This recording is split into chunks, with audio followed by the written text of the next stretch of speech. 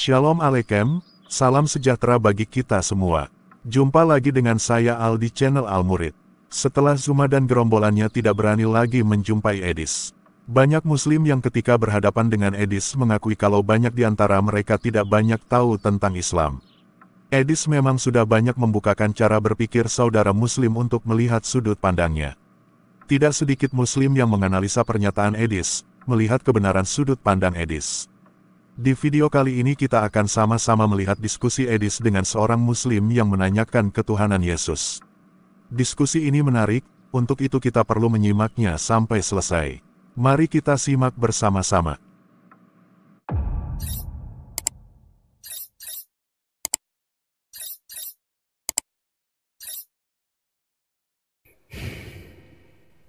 Si Faruk tidak berani. Si Juma juga nggak berani gitu, masih takut. Kemarin si Faruk itu sudah saya datangi ke channelnya, aduh curhat dia. Oke, kita kasih naik nih, ada anak langit. Oke, anak langit. Selamat pagi anak langit. Ya, pagi bang. Ya, silakan nyalakan kamera anak langit. Bentar. Kemarin Raden Siar Langit. Kemarin namanya Raden Siar Langit, sekarang anak langit. Banyak banget yang turun dari langit. Biasa itu nama ini, nama user TikTok. Nampaknya abang ini sekarang menjadi pendekar setengah muka nih. Malu bang, belum dicukur nih, malu. Aduh, jangan malu-malu lah. Kelihatan tuanya bang. Kita ini kan tampil di kamera bukan mau ajang cari jodoh, tapi kita ini kan mau diskusi lintas iman gitu loh. Iya kan sekarang lagi musimnya body shaming, lihat di komen tuh. Body shaming semua. Tidak masalah, tidak perlu, nggak usah orang ngomong itu terserah. Kita tidak bisa mengkontrol kalau saya mulutnya orang. Saya, nanti ini jadi bahan orang buat ngehina berbuat dosa bang. Makanya lebih baik gini aman. Kan mereka yang berdosa. Bang gini, syaratnya kalau mau naik di channel ini itu harus masih bangga dengan keislamannya gitu bang. Kalau abang 100% dong bang. Kalau abang sudah malu-malu jadi orang Islam ya gimana kita mau lanjut gitu loh. Nah kalau bangga menjadi orang Islam kan seperti itu. Nah gitu loh bang. Ya silakan bang, silakan. Apa yang mau abang sampaikan? Apa yang anda kuasai? Anda muslim kan? Muslim. Oke silakan. Apa yang anda kuasai dan apa yang anda ingin utarakan? Silakan. Gini bang, saya kan muslim. Ya. Dan saya bukan ahli di bidang ilmu agama, hanya tahu secara dasar saja. Saya mau bertanya kepada saudara saya, Bang Edis, saudara senegara gitu ya, bukan seagama. Silakan. Gini Bang, itu kan dalam... Tapi kalau ini jadi pendekar setengah wajah terus nanti abang ini. Nah gitu, ya silakan. Agak mundur sedikit kan, juga boleh. Iya, kalau saya membahas tentang Islam lebih dalam atau mendetail, saya bukan pakar dan ahlinya. Cuma ya, saya tahu karena tidak ada muslim yang berani mengaku mengerti ajaran Islam di hadapan saya. Itu mustahil. Tidak berani gitu. Karena di hadapan Edis TV mereka langsung mengaku saya orang awam, saya tidak mengerti isi Al-Qur'an. Silakan. Ini Bang Edis. Dalam konsep ini ya, saya kurang begitu hafal atau kurang tahu, sama sekali tidak tahu, dan baru sekarang saya belajar tentang lintas agama gitu, baru sekarang minggu sekarang. Saya tuh ingin tahu, di dalam Kristen kan ada Tuhan anak ya, Yesus Kristus, tapi kok itu berwujud manusia, itu gimana tuh konsepnya tuh Bang Edis? Saya tanya dulu maksud. Saya pikir gini, kok ada Tuhan manusia gitu? Oke, baik. Gini Bang, karena di dalam pikiran saya, kok ada Tuhan berbentuk Muhammad gitu juga Bang, sama. Nah, bingung kan? Nabi bang, nabi. Nah, bingung pasti. Makanya kita samakan dulu konsepnya gitu. Kami tidak mengakui Nabi Muhammad sebagai Tuhan. Nabi Muhammad posisinya manusia. Makanya begini bang, makanya diberi wahyu. Gini, kenapa terjadi perdebatan? Perdebatan terjadi ketika dua orang tersebut tidak memiliki definisi yang sama tentang sesuatu yang dibahas. Oke, paham. Misalnya begini, saya udah sering kasih contoh gini. Ada suami sama istri berdebat. Menurut istri, suami tidak perhatian. Menurut suami sudah perhatian. Nah, mereka berdebat. Kamu tidak perhatian? Oh, saya perhatian kok. Tidak, enggak, saya perhatian. Kenapa terjadi perdebatan? Karena mereka tidak punya definisi yang sama apa itu perhatian. Nah, tadi Anda berkata begini, kenapa Tuhan kok berbentuk manusia? Nah iya, maksudnya kan gini, maaf Bang, manusia kan ada yang berak, masa Tuhan berak gitu kan? Maaf ya. Nah, di dalam pikiran saya nih, di dalam pikiran saya. Pikiran saya seperti itu Bang nih. Iya, makanya begini, di dalam pikiran saya Muhammad itu Tuhannya orang Islam. Dia kan pasti berak. Nah, kan? Makanya ayo kita definisikan apa yang Anda maksud dengan Tuhan. Karena di dalam kepala Anda Tuhan itu jenis-jenisan. Sejenis-jenisan begitu. Kayak macam zat begitu. Ada zat, entah zat tertentu begitu. Karena di dalam pikiran Anda Tuhan itu adalah zat tertentu. Nah, sedangkan di dalam pikiran saya Tuhan itu adalah sesuatu yang kepadanya kamu mengabdi dan menghamba. Iya, terus. Nah, itu di dalam pikiran saya, dan pikiran saya itu sesuai dengan Al-Qur'an, sesuai dengan Bible. Jadi Tuhan itu bukan zat, bukan jenis-jenisan, tapi Tuhan itu apapun yang kamu mengabdi kepadanya, menghambakan diri kepadanya, menaklukkan diri kepadanya. Jadi bisa apapun itu, bisa uang, bisa manusia, bisa hawa nafsu, bisa rabi-rabi, bisa apapun. Makanya ketika Anda bertanya kepada saya, kok Tuhan berbentuk manusia, apa yang Anda maksud dengan Tuhan? Silakan. Lebih tepatnya Tuhan versi saya ya. Tidak boleh versi Anda. Kalau versi Anda nanti kita debat kusir. Versi Al-Quran. Apa kata Tuhan itu bahasa Arabnya apa? Kemudian definisinya apa? Tuhan itu dikenal dengan istilah kholik, artinya pencipta. Jadi salah, yang menciptakan. Bang. Tuhan itu bahasa Arabnya bukan kholik. Coba bahasa Arabnya Tuhan apa? Tuhan itu Rob. Nah, apa pengertian Rob itu? Yang mengatur, yang mengurus. Yang mengatur, yang mengurus. Di dalam umat Islam, makanya status Muhammad itu betul tidak? Yang mengatur, yang mengurus seluruh alam. Yang mengatur, yang mengurus itu harus manusia, Bang. Masa yang mengatur harus hewan? Manusia nggak bisa ngatur kendali sekarang siang dijadikan malam. Nah, karena Anda berpikir begini, makanya kita sering salah paham, Bang. Sering salah paham. Di dalam kekristenan, ya, di dalam kekristenan ada Bapa, ada Putra, ada Roh Kudus. Ya kan?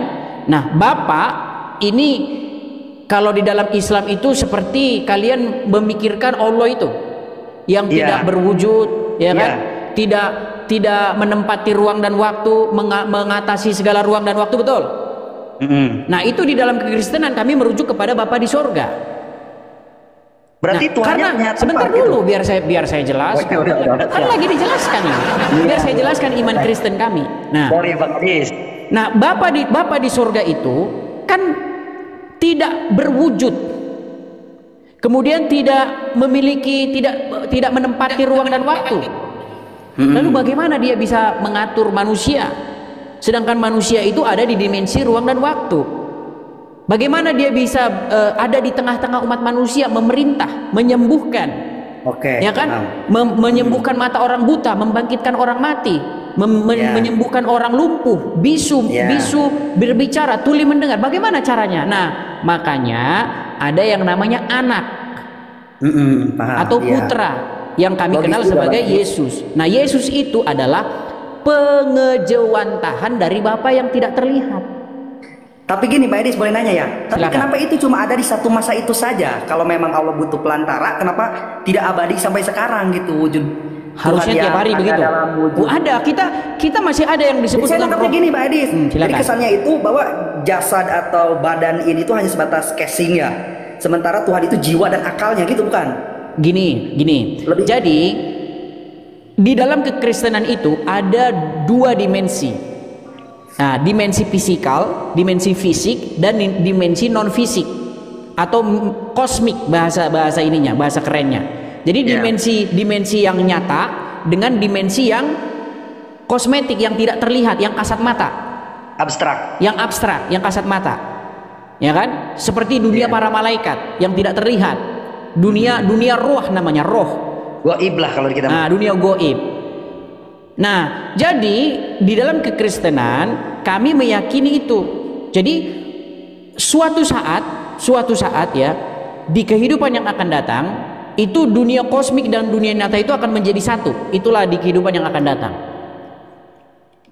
Tepatnya kapan itu? Nanti pada akhir zaman. Kiamat sebelum.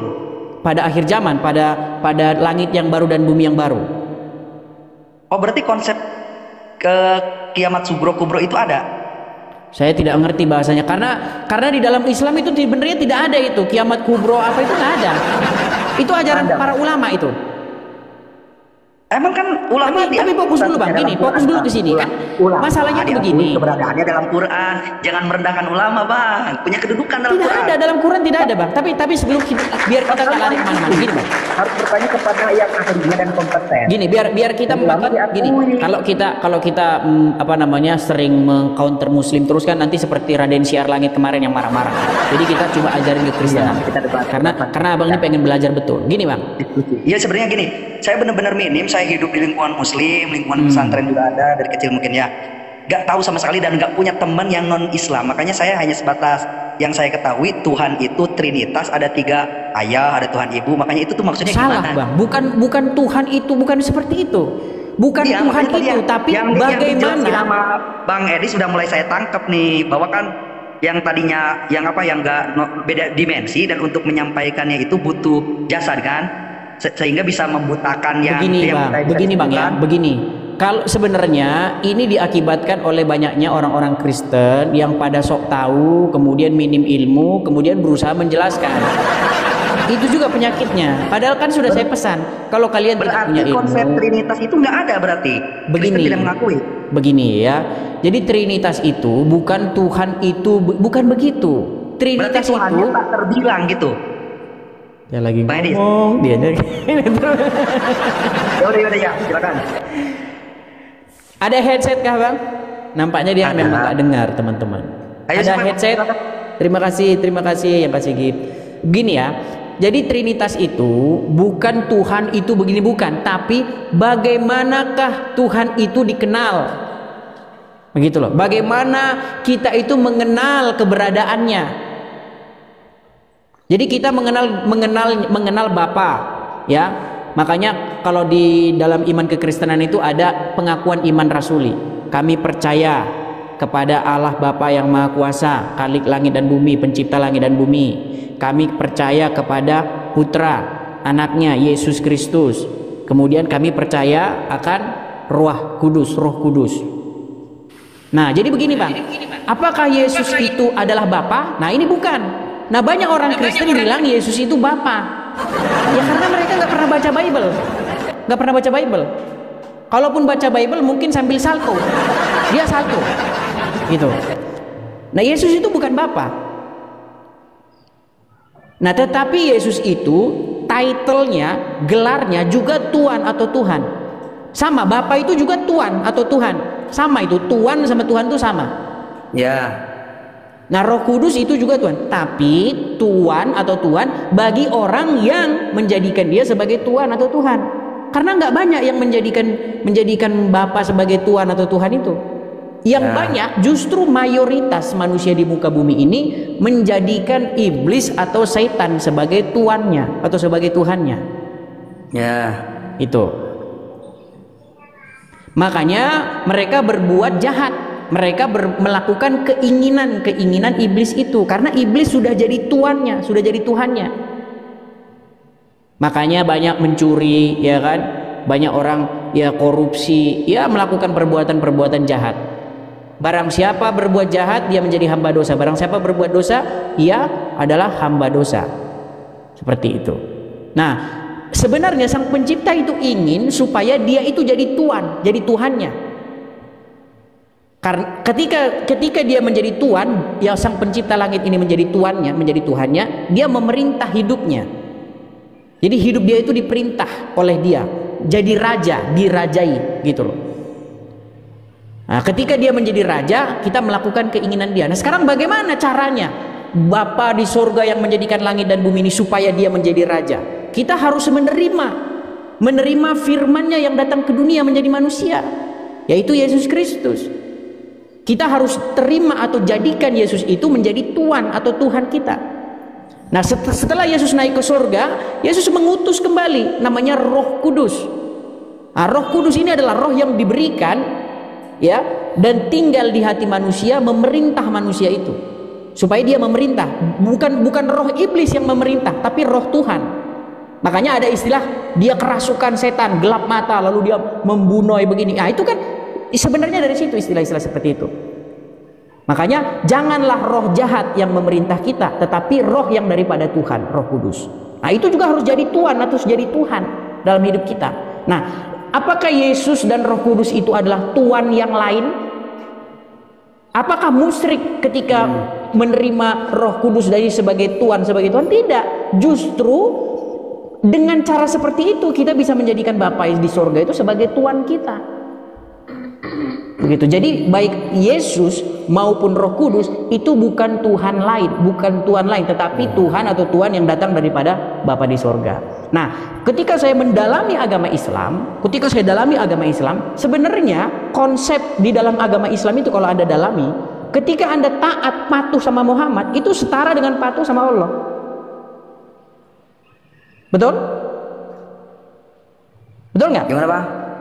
Ketika seorang muslim patuh sama Muhammad, maka dia itu sebenarnya setelah sama dengan patuh kepada Allah. Betul? Emang kita dianjurkan untuk mengikuti Nabi, sunnah Nabi. Iya. Makanya cuman bedanya begini. Kalau Anda patuh kepada Yesus, Anda tidak akan pergi ke Arab menciumi sebongkah batu. Tapi kalau Anda patuh kepada Muhammad, Anda akan pergi ke Arab menciumi sebongkah batu. Makanya begini. Yang dituankan atau yang dituhankan di dalam kekristenan itu adalah Yesus, firman Allah langsung yang menjadi manusia. Sedangkan yang dituankan atau yang dituhankan di dalam agama Islam itu adalah Muhammad, yang dia statusnya bukan firman. Bukan, dia tidak bergelar firman yang menjadi manusia, tapi dia hanyalah manusia biasa. Nah, cilakanya di situ. Cilakanya adalah di dalam Islam Anda menuhankan manusia, anaknya Aminah. Sedangkan kami di dalam kekristenan kami menuhankan sang firman yang menuzul menjadi manusia. Seperti itu. Tidak ada yang menuhankan Nabi Muhammad, Bang. Kalau nah, kita berarti belum balik lagi. Berarti kita balik lagi nih di Islam. Karena begini, Bang. Banyak orang beranggapan menuhankan itu adalah menganggap sesuatu itu sang pencipta. Itu definisi menuhankan, tapi itu sayang, beribu sayang itu salah. Itu tidak sesuai dengan Al-Quran dan tidak sesuai dengan Bible. Makanya ketika saya bilang kalian menuhankan Muhammad, bukan berarti kalian menganggap Muhammad sang pencipta, enggak. Esensi dari menuhankan itu adalah kau buat dirimu itu menjadi hambanya atau menjadi seseorang yang takluk kepada dia. Itu menuhankan, definisi menuhankan yang benar sesuai dengan Al-Quran dan sesuai dengan Bible. Gitu. Menuankan atau menuhankan sama itu. Jadi makanya ketika pertanyaan Abang kok Tuhan manusia, loh Tuhan di dalam bahasa Arabnya kan Rob, pengatur kan. Masa pengatur mau kambing? Ya manusia lah yang ngatur, masa kambing? Gitu kan. Apa bisa yang kita sebut sebagai sang pencipta yang tidak berwujud, yang tidak kelihatan, yang ini mengatur? Caranya gimana? Masa suara doang nggak ada ininya? Suara doang. Dari siapa ini? Suara siapa ini? Kan gitu. Nah, lagi pula di dalam Bible dulu bangsa Israel itu pernah, ya, Tuhan itu berbicara langsung. Ketika Tuhan berbicara langsung, disebutkan di dalam catatan Bible kami, itu ada suara guruh yang keras. Kemudian disertai dengan langit yang gelap gulita ketika Tuhan berbicara. Nah, ketika Tuhan berbicara langsung, orang-orang Israel itu berseru-seru kepada Musa dan berkata begini, janganlah dia berbicara langsung kepada kami, nanti kami mati, sebab kami tidak tahan mendengar suaranya. Saya dulu pernah naik gunung, Bang. Saya dulu pernah berburu naik sebuah gunung, ya. Di tengah perjalanan udah hampir puncak kami udah ini, itu hujan. Dan petirnya itu ngamuk begitu. Memang itu menakutkan sekali. Nah, cuman ketika itu terjadi kepada saya bisa membayangkan bagaimana bangsa Israel dulu memang seperti itu. Ketika Tuhan berbicara langsung, memang kita kayak rasa mau mati. Saya waktu naik gunung itu ada badai turun, itu memang mau mati di atas, Bang. Karena nyala-nyala petir itu seperti di samping kita. Makanya kami langsung lari turun ke bawah. Gitu. Karena kami seperti kalau selip dikit kena makan petir itu. Seperti itu. Nah makanya Tuhan, makanya di dalam Bible dikatakan setelah pada zaman purbakala, pada zaman dahulu kala Tuhan berbicara dengan perantara nabi-nabinya, tetapi pada zaman akhir ini ia berbicara dengan perantaraan anaknya, seperti itu, yaitu Yesus. Lalu agama Islam datang, dia tidak beranak dan diperanakkan, kan gitu kan. Sebenarnya kan debat kita kan di situ, Bang. Agama Islam datang, ya kan, lam yalid wa lam yulad wa lam yakul lahu kufuwan ahad. Betul. Nah, sebenarnya kalau kita mau betul-betul mengerti, gini loh Bang, di dalam agama Kristen itu nggak ada yang percaya bahwa Bapak di surga itu kawin begitu, terus punya anak gitu, bukan begitu.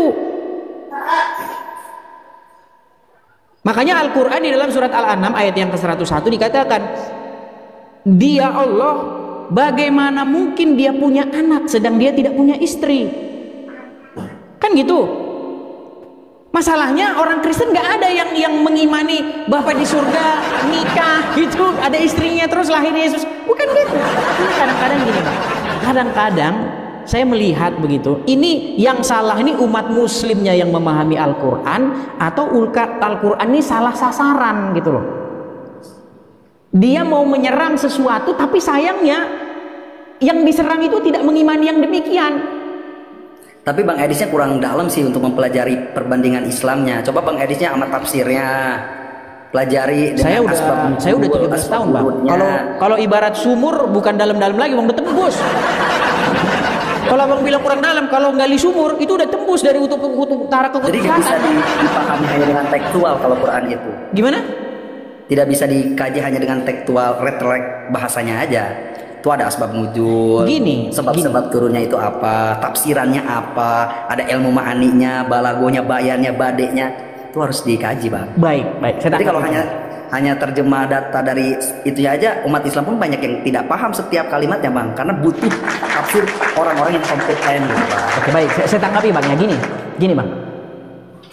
Pertama-tama kalau kita membaca Al-Quran, kita akan dapati ayat bahwa Al-Quran itu dijadikan menjadi mudah, ya kan? Kemudian Al-Quran itu dijelaskan secara terperinci, disusun secara rapi. Kemudian dikatakan pula, zalikal kitabu la raiba fihi, tidak ada keraguan padanya. Tapi sayang seribu sayang, ketika kita baca Al-Quran isinya demikian, tapi kalau kita tanya ulama, Al-Quran itu sulit, kalau mau mempelajarinya harus paham ilmu ma'ani, balaghah, mantik, nahwu, sorof. Waktu saya baca Quran Bang, nggak ada di dalam Quran itu harus paham nahwu, sorof, balaghah, mantik, nggak ada. Justru di situ poin plusnya Bang, bahwa Al-Quran itu saking istimewanya harus ada alat yang luar biasa untuk menggali makna yang tersembunyi itu. Nah, itulah hawa nafsunya Bang. Itu mutiara dalam Islam itu. Nah, itulah hawa nafsu yang dipaksakan kepada umat muslim, dan umat muslim cenderung gampang percaya gitu loh. Padahal di Quran nggak ada Bang. Coba di Quran surat berapa bahwa kalau memahami Al-Quran harus paham nahwu, sorof. Misalnya surat Al-Fatihah ayat yang kelima, Al-Quran ini hanya dapat dipahami jika kamu paham nahwu, sorof, balaghah, mantik. Ya kagak ada Bang. Saya boleh minta waktunya 30 detik aja menjawab. Silakan. Ini Pak Edis nih. Bang Edis mau gini, ada warung-warung di pinggir jalan, taruhlah kita ambil tukang dagang bakwan ya. Pedagang bakwan itu mempermudah konsumen untuk mendapatkan produk yang langsung jadi tinggal kita makan. Nah, ulama yang menafsirkan Quran itu memberikan kepada umat-umat yang kategori ilmunya tidak seberapa, itu memberikan yang siap dikaji. Ini tafsirannya seperti ini, penjelasan arahnya ke sini. Jadi itu mempermudah para mujtahid, itu mempermudah kita untuk mengkonsumsi kalau dalam makanan itu. Tapi kalau misalkan ada orang yang anti kepada ulama, para ahli fikih, pada ilmu-ilmu kitab kuning misalnya, kita katakanlah, ya udah silakan, kalau kamu mau bakwan, tepungnya nanam sendiri, wortelnya bikin sendiri. Kalau nggak mau menolak gitu ilmu-ilmu para ulama, kesannya seperti itu. Silakan kalau bisa gitu Anda bikin gitu, seperti itu. Jadi ada minyaknya, sawitnya kamu racik sendiri. Justru ulama menghadirkan itu untuk mempermudah Bang Edis. Kalau dalam Islam tuh. Saya tanggapi ya. Gitu. Ya, kalau bahan bangunan itu bangunan yang udah jadi, gak usah cari batunya kemana, membuat batakoknya lagi. Ulama udah mempersiapkan itu, kita tinggal pakai gitu. Baik. Pertama, tadi poin yang abang sampaikan adalah ulama membantu, ya kan? Kata Anda iya, karena tadi di Quran statusnya ada bang, pas alu ala dikri, tanyakan kepada ahli. Ini makanya ini satu ulama. Allah itu takut pada hamba-hambanya ulama. Itu statusnya jelas ulama itu, bang Edis. Baik. Jadi pertama begini bang, Al-Quran itu bilang bahwa isi Al-Quran itu hanya dibedakan menjadi dua golongan. Yang pertama yaitu ayat-ayat yang muhkamat. Muhkamat itu artinya terang benderang, jelas. Ibarat kata kalau ini gelas nih, udah jelas, gelas pokoknya. Nggak ada yang bilang ini motor gitu atau yang bilang ini pesawat terbang, nggak ada. Itu jelas, muhkamat. Kemudian yang kedua ayat-ayat yang mutasyabihat. Nah, mutasyabihat itu. Sebentar, biar saya jelaskan. Mutasyabihat ini itu tersembunyi, samar, atau maknanya itu tidak jelas. Nah, Al-Quran itu sudah mengomentari bahwa ayat-ayat yang mutasyabihat itu tidak ada yang mengerti takwilnya, nggak ada. Nah, sekarang umat muslim menjelaskan yang sudah jelas dan menjelaskan yang udah jelas nih, udah jelas, muhkamat, udah jelas, dijelasin lagi seolah-olah Allah kurang pinter, sehingga seolah-olah Allah itu kayak bayi baru belajar ngomong. Tahu kan bayi belajar ngomong? Misalnya kita main ke rumah temen nih, ya kan? Ada balita gitu, ada balita ngomong, ngomong apa sih anak kamu? Oh, ngomong begini. Artinya emaknya dia, orang tuanya dia akan membantu bahasanya dia tadi apa gitu. Nah, saya lihat banyak kalian seperti seolah-olah menganggap Allah itu seperti seseorang balita yang dia nggak mampu menyampaikan pesannya, sehingga harus dibantuin ulama, bahasanya Allah itu harus dirubah dulu ke bahasa yang mudah dimengerti, kayak Allah itu kayak baru belajar ngomong gitu loh. Kenapa Anda membuat Allah Anda seperti itu gitu loh? Nah, itu yang kemudian untuk ayat-ayat yang mutasyabihat itu Al-Quran jelas sekali mengatakan tidak ada seorang pun yang mengerti takwilnya. Lalu kenapa umat memaksa-maksakan diri mencari-cari takwilnya? Seperti misalnya alif lam mim, apa itu? Nggak ada yang tahu, tapi ulama bilang oh alif itu artinya Allah, lam itu artinya Jibril, mim itu artinya Muhammad. Ya cocokologi gitu loh.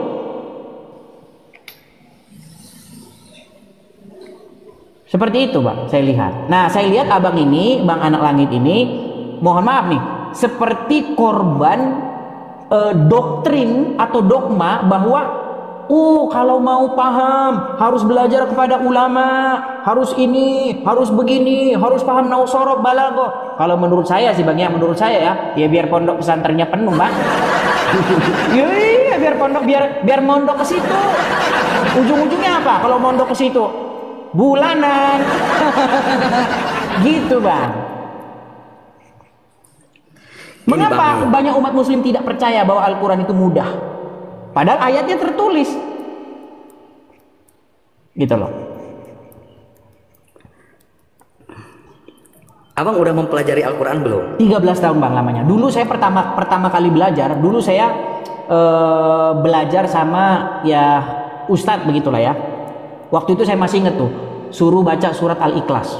Saya baca begini, Qul huwallahu ahad, Allahu somad, lam yalid walam yulad. Dia bilang gitu. Terus diketawain, bukan begitu katanya.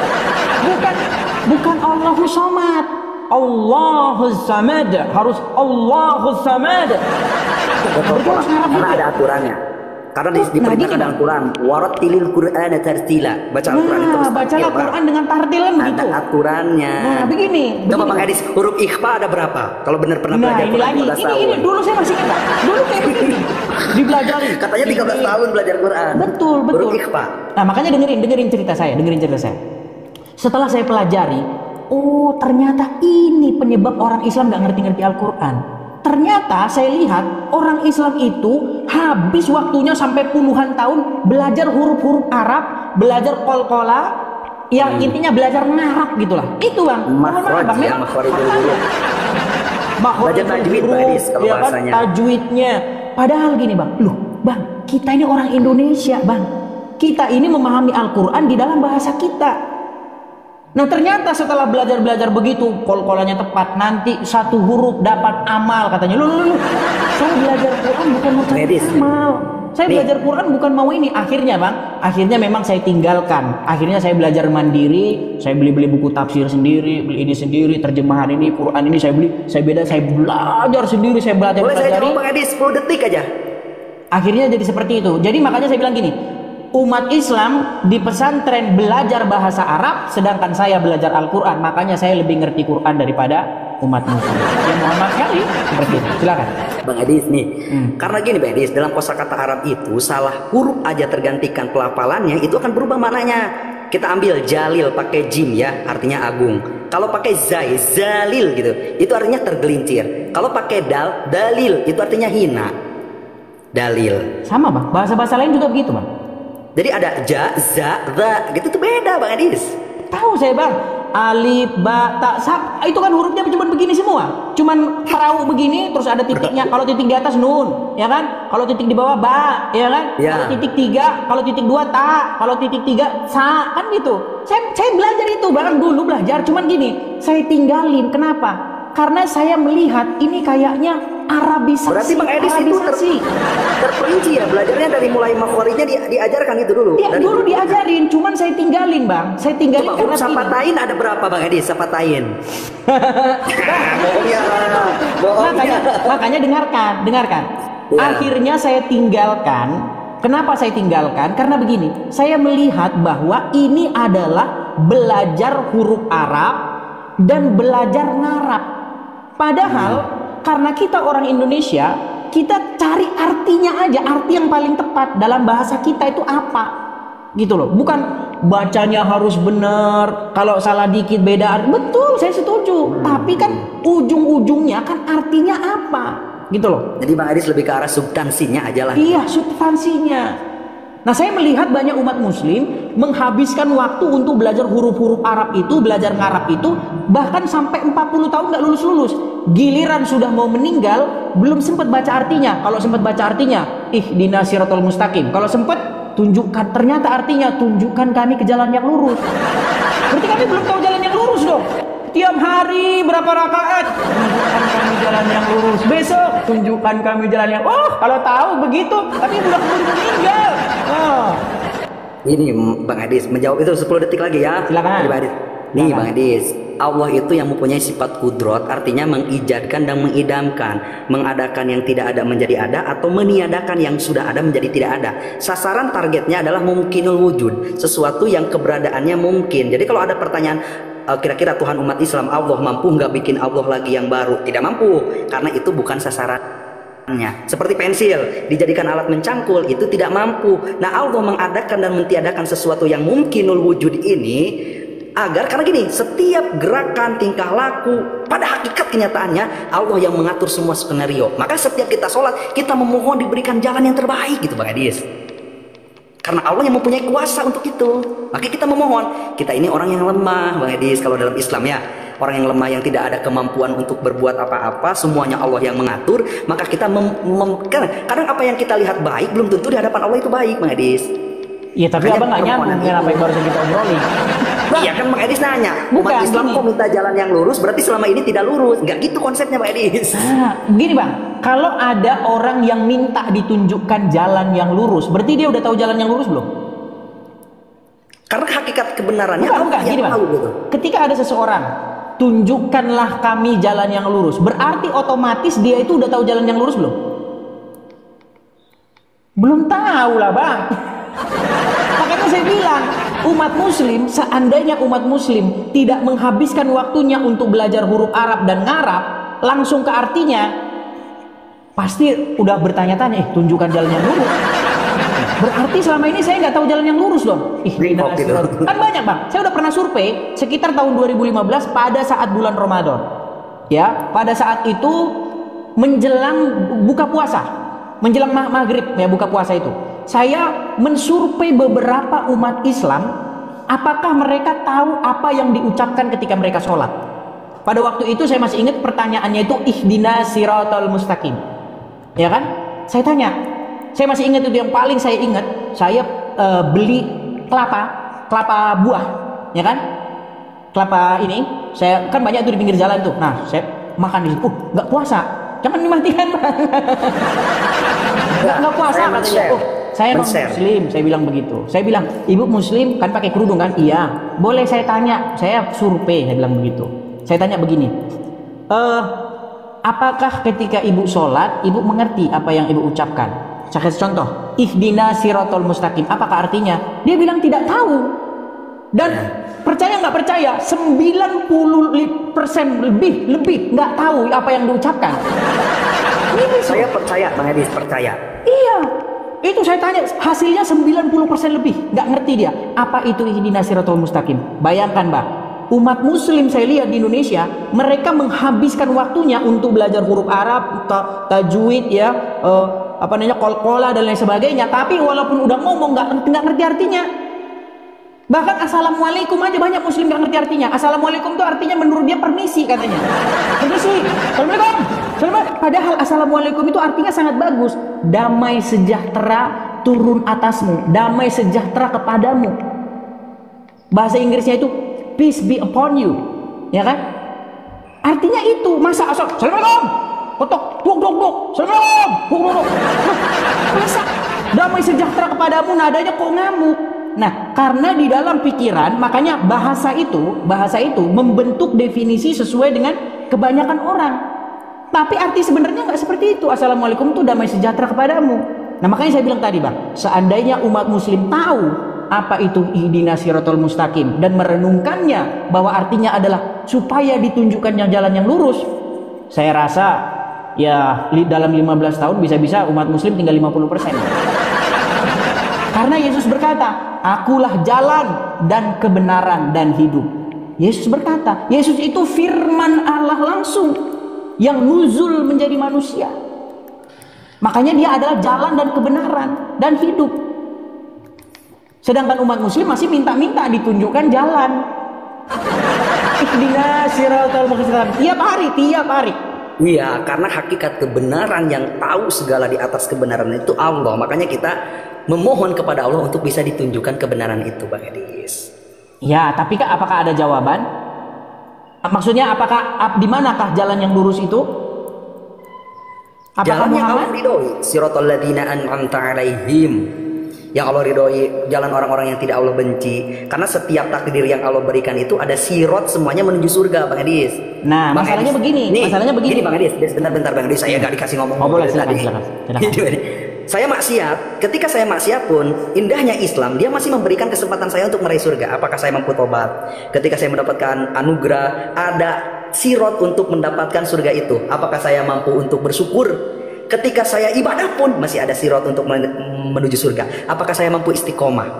Ketika dapat musibah, ada jalannya. Apakah saya bisa bersabar dengan musibah ini? Jadi setiap apa takdir yang Allah berikan itu tidak ada yang salah. Justru kita harus jeli, harus siap menerima mana nih, apa nih yang Allah berikan. Jadi kita memohon, ya Allah, tuduhkanlah takdir ini arahnya kemana, sehingga apa yang Allah berikan kepada kita, mau itu jelek menurut pandangan kita, itu sesuai dengan alur jalannya, Bang Edis. Ya, tapi gini, Bang. Oke, saya tanggapi, Bang, ya. Saya tanggapi. Ini, Bang, saya tanggapi. Jadi pertama-tama ya, ada masalah besar di sini. Di dalam agama Islam, bahwa ada yang namanya qadarullah, betul? Nah, di dalam hadis ada hadis yang berbunyi begini: sesungguhnya Allah sudah menetapkan takdir umat manusia 50.000 tahun sebelum penciptaan langit dan bumi, betul? Ya, ini mah sudah ada catatan di Lauhil Mahfuz. Oke, jadi gini, Bang. Ketika seorang berbuat maksiat, apakah itu sudah takdir Allah?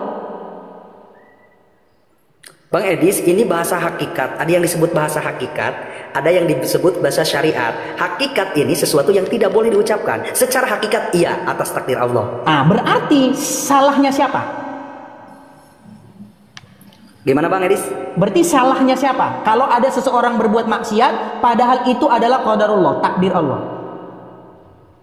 Bang Edis, untuk menjawabnya saya harus memaparkan ini. Berat. Karena begini Bang, karena harus tahu konsepnya dulu. Ada yang disebut hakikat, ada yang disebut syariat. Nih, hakikat itu kenyataannya yang terjadi, yang jelek, yang baik, itu semua atas takdir Allah. Secara hakikat, simpennya itu di dalam hati, dalam konsep Islam. Jadi hakikat itu adanya di hati, tidak boleh diucapkan. Ketika baik boleh diucapkan, ketika jelek udah simpen di dalam hati ini. Contoh gini, kalau misalkan ada orang yang sedang zina, saya ngomong ke Mbak Edis anggaplah muslim mu'alaf ya. Mbak Edis, itu ada yang zina, Mbak Edis gimana nih? Udah, itu mah takdir Allah. Lu bahasa hakikat diobrolkan, antuknya seperti itu, akan menjadi jabariyah. Kalau dalam itu tapi gini Bang, tapi itu adalah penjelasan, mungkin penjelasan orang, saya anggap aja tasawuf ya, penjelasan orang-orang tasawuf. Tapi gini, satu lagi Mbak Edis, satu lagi nih agar nanti bisa paham nih. Ada lagi syariat. Kalau syariat itu eksekusi anggota badan kita. Taruh, kita mau nih, saya mau jualan apa ya? Jualan peci. Saya mau jualan peci keliling. Yang nentuin rugi dan untungnya simpen dalam hati itu Allah. Sementara untung rugi itu kerja keras kita. Secara syariat, secara hakikat Allah simpen di sini. Ketika kita jualan pak rugi, itu tuh kita udah nggak frustasi, nggak bunuh diri. Saya jualan nggak laku-laku, udah saya bunuh diri aja. Berarti oke, baik. Oke, itu pada kasus tertentu Bang. Oke. Nah, ketika sekarang untung, boleh itu diucapkan dari Allah ketika yang baik, karena ada ayat tentang adab-adaban tata krama dalam komunikasi dalam syariat hakikat adab. Mamin hasanatin pamin Allah, segala sesuatu yang baik dari Allah, wa mamin sayiatin pamin nafsik, yang jelek itu dari diri kita sendiri. Jadi konsep ini pahami, baru Bang Edis bisa paham dari pertanyaan Bang Edis tadi. Baik, saya tanggapi ya. Oke, kalau ada orang jualan, ketika jualannya sepi, oh qadarullah, ini sudah takdir Allah. Makanya janganlah kita melawan takdir Allah. Betul? Ya. Ketika jualannya rame, oh ini sudah takdir Allah, janganlah bersombong-sombong ria, karena itu sudah ditetapkan sama Allah. Betul? Nah sekarang masalahnya bukan kasus begini. Ini kasus begini. Ada seorang muslim. Ada seorang muslim. Oke? Dia taruhlah jabatannya lurah. Oke?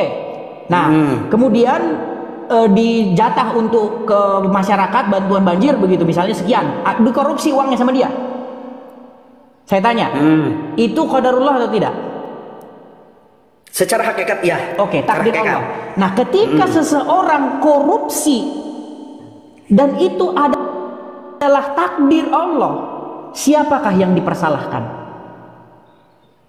Secara syariat orang tersebut. Nggak bisa Bang. Itu ibaratnya gini.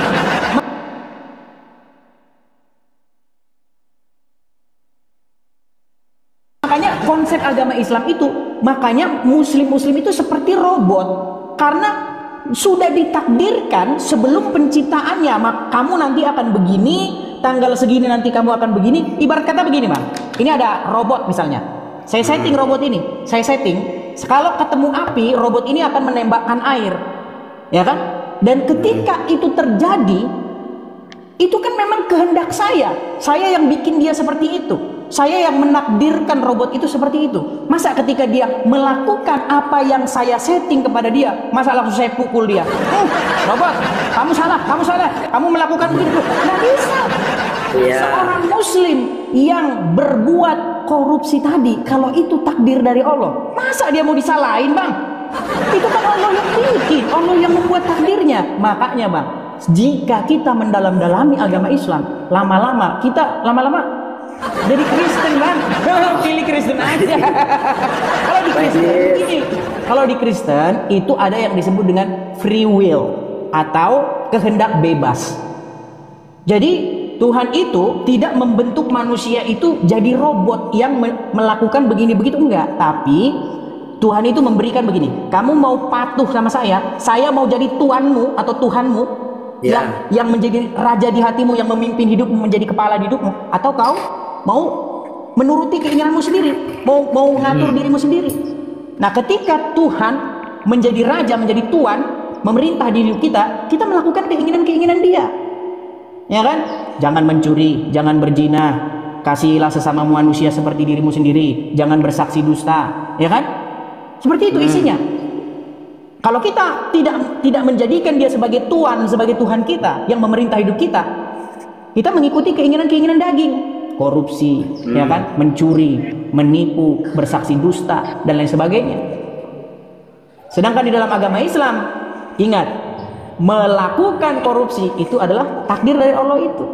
Makanya bang, sebenarnya kalau kita mau berpikir logis ya, nggak ada haknya Allah menunggu kita di akhir zaman. Ada syariat. Tapi gini loh bang, kalau misalnya kita berdebat sama Allah, misalnya gini, ya Allah, mengapa engkau menghukum aku karena aku korupsi? Bukankah engkau yang menakdirkan supaya aku korupsi? Kalah nanti Allah di dalam perdebatan bang. Terus kan ada ayat laha makasabat wa alaihi maktasabat. Itu kan ayat syariat yang kita rugi berarti atas kesalahan kita, untung atas kerja keras kita. Itu harus dipakai juga 100% di situ ayat syariat itu. Nah, makanya saya bilang kontradiksi, Bang. Makanya saya bilang sebuah kontradiksi sebenarnya. Enggak kontradiksi, itu harus diamalkan dua-duanya, Bang Adit. Di hati yakini Allah, gerak badan kita ikhtiar pol gitu. Ada sebuah video seorang muslim ya, dia tanya kepada Ustadz Adi Hidayat. Ya kan? Dia bilang begini, "Pak Ustadz, kalau semua ini sudah takdir Allah, ya, kenapa kita masih berusaha mengingkari, mengelak dari takdir itu? Jalani saja takdir Allah." Nah, Ustadz Adi Hidayat saya lihat berakrobat ria menjawab pertanyaan itu. Dia berakrobat begini, "Loh, emang kamu sudah tahu takdir Allah mau gimana? Ya kan? Kamu kan nggak tahu takdir Allah. Yang penting kita begini." Loh, masalahnya begini. Ya, masalahnya begini. Kalau memang yang terjadi itu semua takdir Allah, contoh seorang muslim berbuat maksiat, korupsi dan lain sebagainya, lalu nanti di yaumil akhir, di hari penghakiman menjadi, sebentar, ini ada ini dari sebentar saya bereskan dulu dari TikTok. Oke, dah. Ada puzzle tadi, menganggap saya robot. Gini. Ketika di hari penghakiman, apakah dia akan dihukum karena sesuatu yang dilakukan dia, padahal itu adalah takdir Allah? Nggak mungkin bang, secara logis mustahil. Ya Allah, mengapa kau jatuhkan hukuman kepadaku kalau aku korupsi, sedang itu adalah engkau yang mendesainnya supaya aku korupsi? Itu bukankah itu qadarullah? Makanya bang, banyak ya sebenarnya kalau kita dalami bang, saya sudah dalami bang, saya sudah dalami Al-Quran, saya dalami Bible, ujung-ujungnya ini masalah titik masalahnya kenapa nggak nyampe ke Bang Edisnya nggak ngerti konsep hakikat, syariat, dan adab. Ayatnya ada kulla yusibana illa makataballahu lana. Itu ayat tentang hakikat. Laha makasabat wa alaiha maktasabat, itu tentang syariat. Artinya, ada lagi yang adab-adaban. Artinya, yaitu baik buruk itu ya karena kita. Itu ayat syariat dan itu ada. Berarti bertentangan bang. Harusnya baik dan buruk itu adalah dua-duanya dipakai. Syariatnya 100%, hakikat 100%. Saya usaha jualan keliling. Ketika tidak laku saya udah maksimal. Ketika tidak sesuai dengan apa yang saya inginkan, saya usahakan. Saya tidak akan. Itu kan yang terjadi. Pertanggungjawabannya Allah yang udah nentuin. Ada dalam, jadi jangan diobrolin. Kalau hakikat itu tempatnya di hati. Jadi nggak etis loh orang zina, nggak apa-apa zina, karena itu udah takdir Allah. Nanti ujung-ujungnya akan jadi jabariyah bang Adis. Begini bang, kalau masalah kita lahir sebagai etnis apa, mau lahir sebagai etnis Batak, mau lahir sebagai etnis Jawa, etnis Tionghoa, nggak masalah itu bang. Kita semua sama, berdiri sama tinggi, duduk sama rendah, sama kita semua, ya kan? Nah sekarang begini bang, yang jadi masalah, bagaimana pertanggungjawaban seseorang yang melakukan dosa dimintai tanggung jawabnya padahal itu adalah sudah takdir dari Allah itu. Ibarat yang tadi loh bang. Jadi makanya saya lihat, berarti umat muslim ini seperti robot. Dia tidak punya pilihan lain karena dia melaksanakan kehendak Allah itu. Korupsi kehendaknya Allah karena takdir sudah ditakdirkan demikian. Maka penuntutan tanggung jawab itu nggak bisa bang. Robot itu nggak bisa dituntut ketika dia melakukan sesuatu yang sesuai dengan yang dimaksudkan. Robot sudah saya setting, ya kan? Kalau begini, ketika itu dilakukan dia, masa robotnya mau saya hancurin? Justru saya senang. Oh, berarti robot sesuai dengan keinginan saya, kan gitu. Gitu bang. Boleh bagaimana bang? Atau kita berikan kepada muslim-muslim yang lain dulu? Masih seru Bang Haris, masih seru. Satu pertanyaan lagi lah saya. Silakan. Bang Haris tadi kan nyerang-nyerang saya terus ya. Silakan. Udah saya jawab. Nih saya sekarang mau bertanya tentang sesuatu hal yang masih mengganjal di pikiran saya. Kan tadi kan Yesus itu adalah firman Tuhan ya kan? Iya. Agar bisa jadi gini, dimensi yang berbeda itu tidak mungkin bisa digapai kecuali dengan adanya Yesus ini kan? Iya, fisik. Fisik ya. Yang jadi pertanyaan, masa Yesus ditangkap dan disalib? Itu tuh, jawab coba. Ya namanya fisik manusia.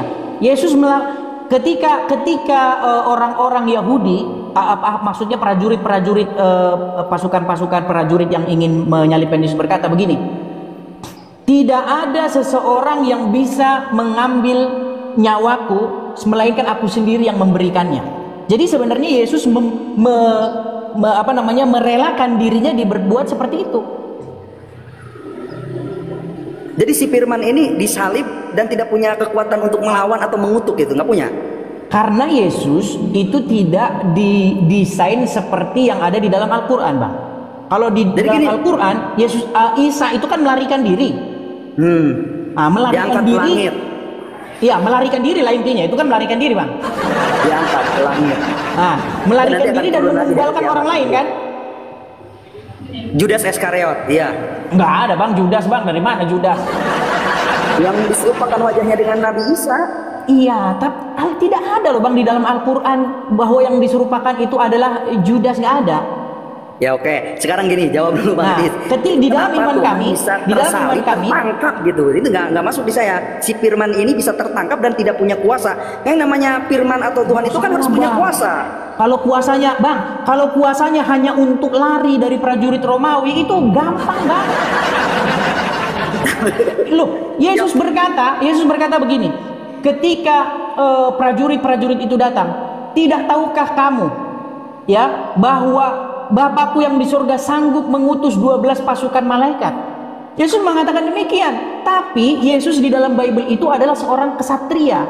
Kalau abang bilang nggak masuk akal, masa ditangkap begini? Bukankah dia itu Firman begini berkuasa? Kenapa dia tidak begini? Bang, kecil, Bang, kecil. Begini, Bang. Jawabannya gimana nih? Saya mau jawaban yang logis yang masuk nih. Gimana? Ya makanya ini saya jawab ya, Bang.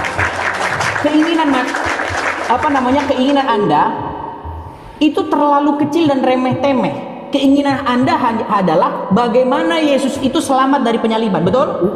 Ya. Sayang, Bang, yang dilakukan Yesus lebih besar daripada itu. Lebih besar daripada menyelamatkan diri dari penyaliban. Apa tuh? Bangkit mengalahkan maut, Bang. Itu udah paling puncak, Bang. Udah paling puncak. Mengalahkan maut. Berarti ketika disalib itu mati, meninggal gitu? Oh iya.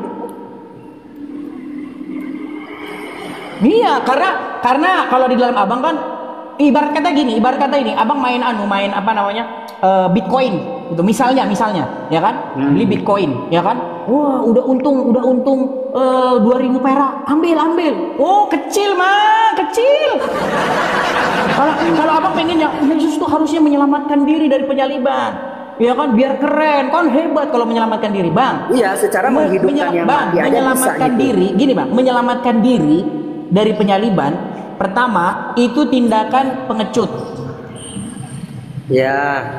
Ya, ini saya mohon maaf nih kalau saya harus mengatakan bahwa Isa di dalam Al-Quran itu ya mohon maaf seorang pengecut, karena dia lari dan menumbalkan orang lain. Nah, Yesus, Bang, melakukan hal yang lebih besar, yaitu bangkit. Gitu loh, Bang. Itu bangkit itu udah lebih daripada segala-galanya, Bang. Satu persoalan yang tidak pernah bisa diatasi oleh manusia itu adalah kematian. Kalau manusia sudah bisa mengatasi mati, nggak usah beragama, Bang. Nggak usah, Bang. Kalau kita tidak bisa mati kekal abadi, nggak usah, Bang. Ngapain, Bang? Ngapain? Orang kita kekal abadi kok. Iya kan? Nah, makanya di dalam iman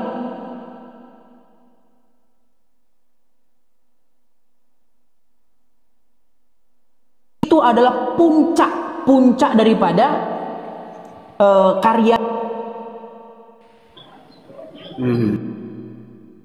Jadi kami punya pengharapan bahwa kami pun nanti akan bangkit juga dari kematian. Berarti dalam Kristen juga sekarang begini. Ada alam barzah juga, kehidupan setelah kematian, ada nggak konsep itu? Tapi bukan alam barzah seperti itu, Bang. Ketika nanti kebangkitan, tapi itu kan kita bicara hal-hal yang masih jauh ya, Bang. Ya gini aja, kita bicara perbandingan Islam dan Kristen. Gini, Bang. Ya udah. Kalau di dalam agama Islam itu saya lihat ini, mohon maaf nih, Bang, tidak ada harapan. Oh, jadi itu istilahnya hadiah terbaiknya itu dengan bangkit itu, hadiah terbaik dari Yesus itu. Oh iyalah, itu karya terbesar. Tapi itu ada yang komen tadi, Tuhan kok bangkit katanya gitu, gimana itu jawabnya? Tadi kita sudah ngomong dari awal, Bang. Apa itu pengertian Tuhan? Masa kita balik-balik lagi ke situ? Gimana, Bang? Aduh. Firman ya. Kalau yang baru-baru ikut bergabung ya biarin aja lah. Tadi kan kita sudah ngomong apa pengertian ya, Tuhan. Udah dijelasin di awal. Banyak orang tidak mengerti, Bang, Tuhan itu apa. Tuhan jadi itu di dalam pikiran orang, Tuhan itu jenis-jenisan. Untuk paham ini harus menyamakan persepsi definisi Tuhan gitu kan. Iya, tadi kan kita sudah bagus itu di awal tadi. Dan Anda sudah setuju. Kan gitu. Karena di dalam pemikiran saya maupun pemikiran Bible dan pemikiran Quran, Muhammad itu juga jatuh-jatuhnya juga Tuhan juga. Sesuatu yang kepadanya kamu patuh, taat, takluk, tunduk kepadanya. Gitu loh. Kalau perspektif Bang Edis ya, itu bukan perspektif saya, Bang. Saya nggak boleh menggunakan perspektif saya. Itu perspektif kitab suci, perspektif Al-Quran dan perspektif Bible. Coba nih, kalau saya untuk sekedar di sini Bang mengikuti seluruh ajaran yang disampaikan oleh Nabi. Yang nama Nabi Muhammad itu kan diutus oleh Allah. Jadi secara hakikat ya itu ajaran dari Allah yang disampaikan kepada Jibril, melalui Jibril kepada Nabi Muhammad, selanjutnya disampaikan kepada umatnya. Jadi baik, tidak ada yang kita tes ya, mentaati ke Nabi secara langsung, Bang Edis. Oke, baik. Artinya bahwa apa yang disampaikan oleh Muhammad itu adalah firman Allah, bukan berasal dari hawa nafsunya. Dia hanyalah seorang perantara, betul? Ya. Kita tes. Di dalam Al-Quran tidak pernah ada perintah supaya naik haji ke Mekah. Di dalam Al-Quran tidak ada perintah supaya menciumi batu di Arab atau ngelempar-ngelemparin batu di Arab. Sekarang yang dilakukan umat muslim, mereka menabung puluhan juta, bahkan jual tanah, jual sawah, ya kan, ngantri puluhan tahun sampai di Arab. Mereka lempar-lempar batu, lempar jumroh, cium-cium batu. Apakah itu ada dalam Al-Quran? Gak ada dalam Al-Quran. Makanya ketika Abang mengatakan apakah yang diajarkan Muhammad itu ajaran Allah, ini tanda tanya besar. Tawaf itu semuanya, apa lempar jumroh itu kan ajaran dari Nabi Ibrahim. Di Al-Quran tidak ada di dalam Al-Quran masalahnya, Bang. Di dalam Al-Quran tidak ada Ibrahim itu lempar-lempar jumroh, lempar-lempar syaiton, ya kan? Masa syaiton, Bang, syaiton itu dia itu non fisik, Bang. Masa mau dilempar-lempar? Bang Edis, itu kan di hadis banyak perintah tentang haji. Nah, makanya saya bilang ini loh, karena kedudukan hadis itu sebagai landasan hukum itu kan Quran, hadis, ijma, qiyas pun ada kedudukannya. Makanya saya bilang umat muslim telah meninggalkan Al-Quran dengan beralih kepada kitab lain. Kitab mana yang disebut? Kitab kuning? Kitab hadis, kitab karangan ulama ini, kitab kalangan ini, mazhab ini, syekh ini, itu. Sekarang umat muslim seperti itu, sibuk dengan membuka kitab-kitab karangan. Sementara Al-Quran ditaruh di atas lemari, tidak dibuka-buka. Kalau buka Quran cuma pengen dapat amal doang, bukan mau cari ilmu. Kedudukan ulama itu jelas dan ada di dalam Al-Quran, Bang Edis. Pas ada ahli zikri bertanya kepada ahlinya yang ahli kompeten. Zikri, Bang, siapa yang mengatakan bahwa itu syekh ini, siapa yang mengatakan bahwa dia adalah ahli zikri? Siapa? Apanya? Oh, yang ya. Kita kasih contoh nih, Bang. Imam. Gini, Bang. Kita kasih keempat imam ya, Bang. Gini nih, imam itu kan punya mujtahid ya, orang yang berijtihad. Gini, Bang Edi, sekarang saya tanya, ada orang muslim yang baru balik usia 15 tahun dan dia harus belajar tentang Islam. Dikasih Al-Quran secara terjemah, ya mungkin dia paham. Maka ada ulama yang membantu untuk menafsirkan maksud dari tujuan Quran dan hadis itu. Jadi ada asbabul nuzulnya, asbabul wurudnya. Ibarat kata kita mau beli gorengan itu udah dibikin tuh di pinggir-pinggir jalan, udah dipermudah. Kita tinggal aja, tinggal pakai. Kalau bab sholat ada. Kalau kita mau cari bab niat, bab itu kan harus menggabungkan dulu dari hadis dan Quran. Sementara ulama sudah membuat yang mempermudah gitu, membantu kita karena mereka mempunyai alatnya. Karena Al-Quran itu bukan hanya terjemahan yang langsung dibaca dipahami. Ada ilmu ba'ade, mantik, bayan, balagohnya gitu, bahasa-bahasanya. Ada ayat mukamat, mutasyabihat. Itu kan harus butuh penjelasan, Bang Edis. Ibarat kata kalau ada orang yang nolak ulama, saya mah nolakah ulama? Ya udah, kamu nggak usah beli gorengan, kamu bikin sendiri minyaknya, kamu olah sendiri tepung terigunya, kamu wortelnya tanam sendiri. Bisa nggak? Kalau bisa silahkan gitu, Bang Edis. Boleh saya tanggapi, Bang? Nih gitu. Baik. Boleh. Ya, makanya saya bilang tadi, Bang, itulah bahwa abang ini sudah teracuni oleh ulama-ulama. Sehingga apa?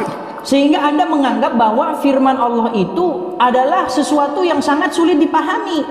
Seolah-olah Allah itu tidak mampu menggunakan bahasanya, menggunakan kata-katanya sehingga dimengerti oleh manusia. Anda harus perlu manusia lain untuk menerjemahkannya. Sebentar biar saya selesaikan. Jawabannya Mbak Edi satu. Sebentar biar saya selesaikan. Gini, tadi kan saya sudah buat perumpamaan, Bang. Kalau kita main ke rumah teman kita yang punya balita, anaknya ngomong, amanya. Nah, kita tanya emaknya, itu anakmu ngomong apa? Ah, dia jelasin. Oh, dia ngomong begini-begini. Karena apa? Karena seorang anak kecil ketika menyampaikan kata-kata, maka akan belepotan dan tidak bisa dipahami. Masakan Anda menganggap Allah sebagai seorang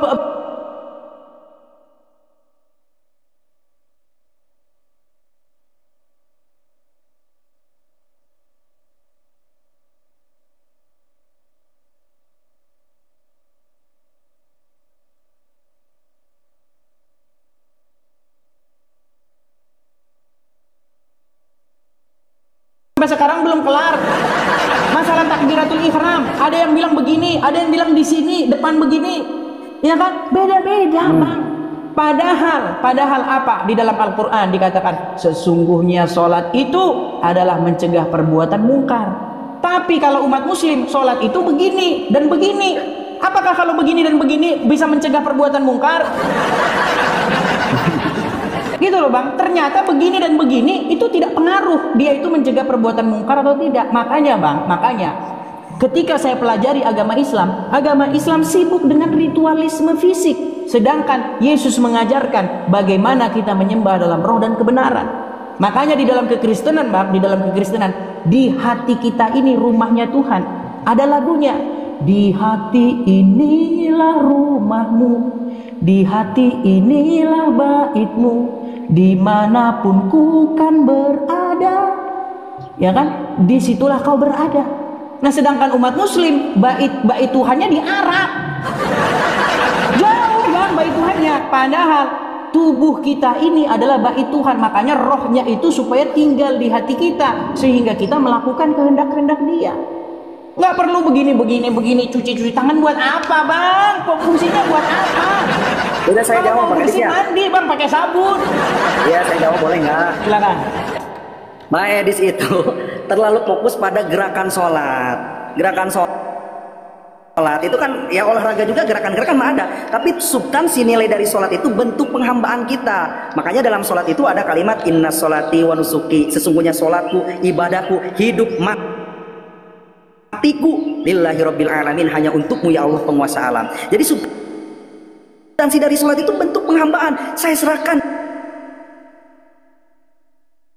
ibadah saya ini, bentuk penghambaan ini, ibadahku, hidupku, matiku, hanya bahwa orang semakin belajar Al-Quran akan semakin ngaco. Gini, Bang Edis, pahami dulu Al-Quran, dalami dulu setiap maknanya, tafsirannya, arahnya kemana. Bang Edis akan bisa menemukan keindahan mutiara dalam Al-Quran tersebut. Bang Edis juga belum belajar Quran, mau mengomentari Al-Quran, jadi bingung 13 tahun, Bang. 13 tahun di mana, Bang Edis? 13 tahun. Kan saya ceritain tadi, Bang. Masa saya ceritakan lagi, ya kan? Coba gini ya, yang mudah saja. Huruf idhar ada berapa? Huruf idhar ada berapa? Kalau belajar Quran. Makanya, Bang, pertanyaan Abang itu fafatain apa aja hurufnya? Huruf baik.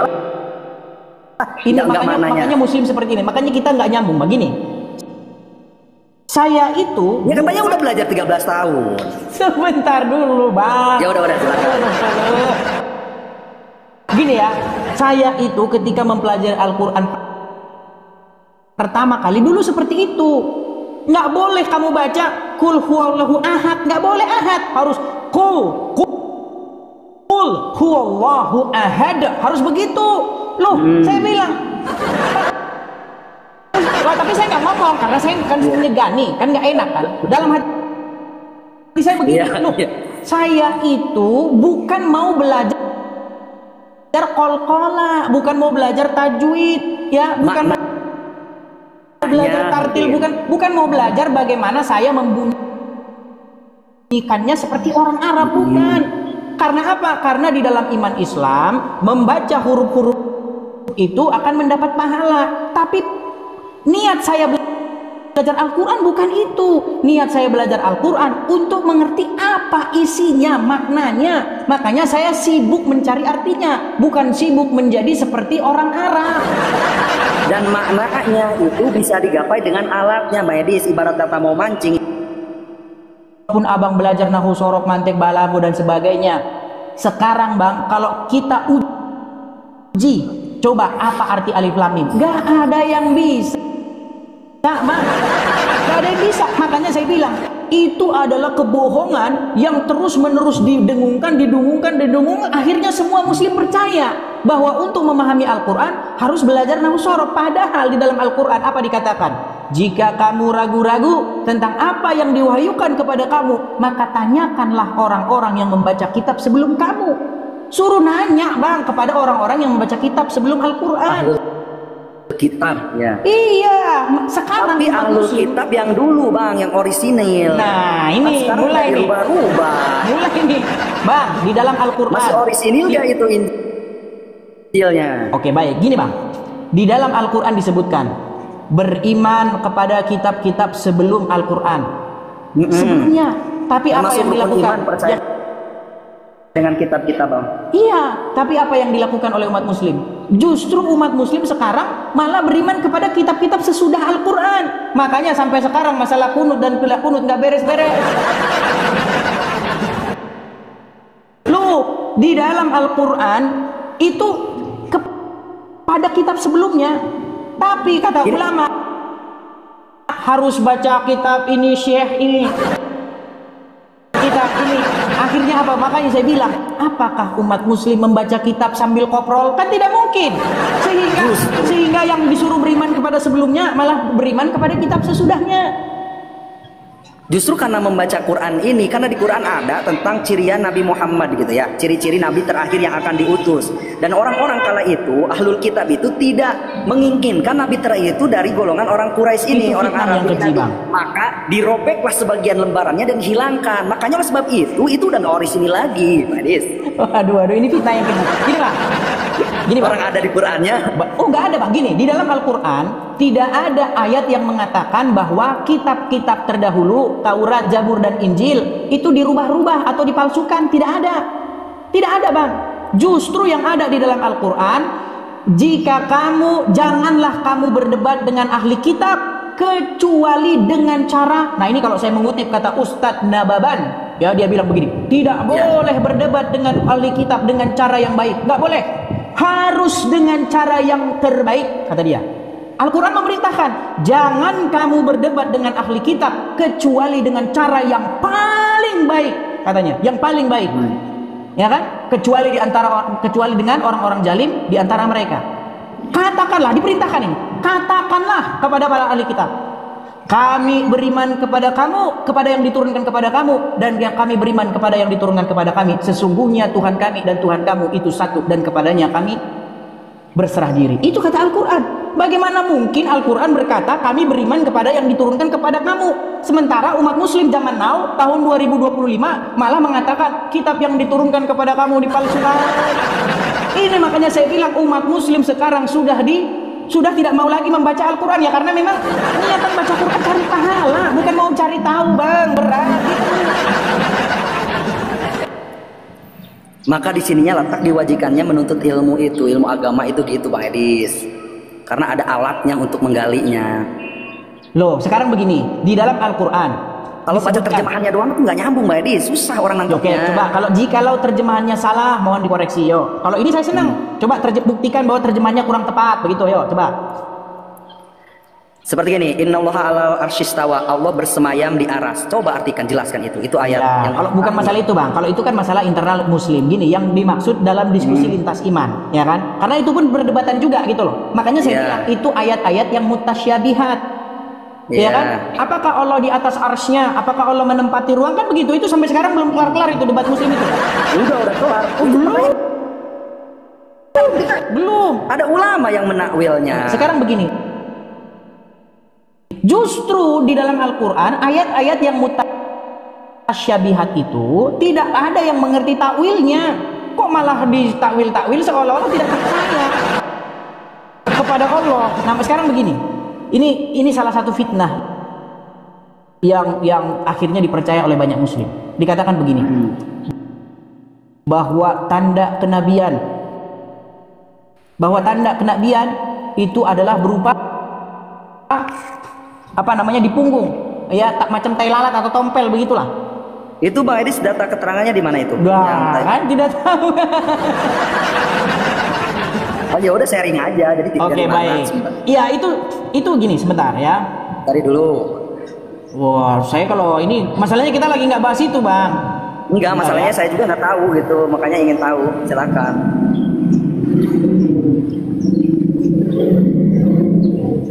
Ya, kita cek ya, apakah masih ada nih. Misalnya nih ya, nih, coba kita dengarkan sebentar. Ya, ini maksudnya aja gimana tuh? Itu juga disebutkan setiap nabi itu punya tanda kenabian. Apa tanda kenabian, teman-teman sekalian? Sebuah daging yang menggumpal di pundak sebelah kanan, dan daging itu berwarna kemerah hitam-hitaman dan dimiliki memiliki bulu yang lebat. Macam tompel kan? Macam tompel kan? Terus. Iya, terus tompel. Bang, mana ada Bang tanda kenabian tompel? Yang bener aja tanda kenabian tompel. Bang, tanda kenabian, ini tanda kenabian. Jikalau dia berbicara atas namaku, terjadi. Itu tanda kenabian. Contoh. Saya bilang, besok jam sekian akan ada gempa bumi dan akan ada tsunami dan begini. Kejadian, itu tanda kenabian itu. Tanda kenabian adalah ketika dia berkata, bernubuat akan sesuatu, maka perkataan itu terjadi. Itu Bang tanda kenabian kok tompel. Mungkin itu lebih ke tanda fisiknya, Bang. Tapi kan ada yang namanya irhas, tanda-tanda calon nabi itu ada. Dia mempunyai keajaiban di luar nalar yang disebut dengan irhas. Tapi gini lah Bang, intinya begini, memang banyak orang itu kan beragama hanya sekedar ikut-ikutan, ya kan? Nah saya ini Bang, saya ya berpetuah lah atau menasehati. Ketika saya menghabiskan waktu saya ya mempelajari Bible, mempelajari agama Islam, ya terutama Al-Quran, saya dapati Bang bahwa ya saya panggil Anda untuk pergi kepada jalan yang benar, karena Anda masih tiap hari berkata, tunjukkanlah kami jalan yang lurus. Sementara Yesus berkata, akulah jalan dan kebenaran dan hidup. Yesus firman Tuhan yang turun ke bumi menjadi manusia. Sementara Muhammad bukan firman Allah yang menjadi manusia, bukan firman Tuhan. Sedangkan Muhammad saja berkata dia tidak tahu apakah dia masuk surga atau tidak. Betul? Pernah ada satu percakapan antara dua muslim menceramahi siapa itu ahli tafsir Al-Quran di Indonesia, asal Indonesia, Pak Quraish Shihab. Apa kata Quraish Shihab? Tidak benar bahwa Muhammad sudah dijamin masuk surga. Bahkan ada ayat di dalam Al-Quran yang berbunyi bahwa disuruh mengatakan bahwa dia tidak tahu apa yang akan diperbuat terhadap dia. Ya, sebentar Bang. Nih, saya bacakan ayat Qurannya. Kalau saya ngomong harus ada dasarnya Bang. Di dalam surat Al-Ahqaf ayat yang ke-9, bisa Bang cek. Qul, katakanlah, aku bukanlah Rasul yang pertama di antara Rasul-Rasul, dan aku tidak mengetahui apa yang akan diperbuat terhadapku dan tidak pula terhadapmu. Surat Al-Ahqaf ayat yang ke-9. Muhammad sendiri disuruh ngomong begitu. Dia nggak tahu apa yang akan diperbuat terhadap dirinya dan juga terhadap pengikutnya. Lalu bagaimana mungkin umat muslim mengarang-arang cerita bahwasanya sahabat begini dijamin masuk surga, sahabat ini dijamin masuk surga. Dia Muhammad disuruh ngomong nggak tahu apa yang akan terjadi kepada dirinya. Bang, ada anak-anak nih Bang, kita bisa di ban sama tok-tok ini. Iya, makanya. Mungkin nanti sambung lagi Bang ya. Sambung lagi Bang Edis. Oke, terima kasih Bang. Bang kasih anak langit sudah mampir. Terima kasih Bang. Besok mampir lagi. Hai. Saudara, saya senang kita bisa melihat perbedaan sudut pandang. Kita pun belajar bahwa perdebatan memang muncul dari sudut pandang yang berbeda. Namun ketika kita dewasa menyikapinya, kita tidak perlu sakit hati atau terpancing. Misalnya saya percaya bahwa Allah yang Maha Kuasa, mengutus Yesus yang adalah firman atau kalimatullah itu menjadi manusia. Itu adalah bukti kemahakuasaan dan kedaulatan Allah. Sebagai manusia, Yesus melakukan apa yang selayaknya dilakukan manusia. Dia makan, lapar, tidur dan sebagainya. Tetapi sebagai Tuhan, Dia sanggup mengampuni dosa, melakukan mujizat, mati namun bangkit kembali, dan telah naik ke surga untuk menyiapkan tempat bagi siapa yang percaya dan mengaku bahwa Yesus adalah Tuhan dan Juru Selamat. Tentunya tidak ada yang mustahil bagi Allah. Itulah yang diimani orang Kristen. Saya percaya bahwa Allah terus bekerja untuk mendatangkan kebaikan. Jadi semoga melalui channel ini makin banyak orang yang ditarik oleh Bapa, sehingga mereka mengenal Yesus yang adalah Tuhan dan Juru Selamat dunia. Salam murid Kristus.